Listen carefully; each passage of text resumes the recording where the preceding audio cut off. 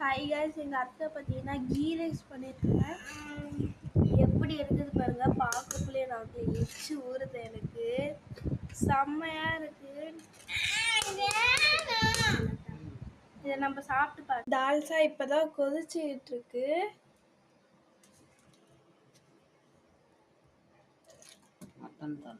இது பார்த்தீங்கன்னா மட்டன் தால்சா எப்படி செம்மையாக இருக்குது. நம்ம சாப்பிட்லாம்.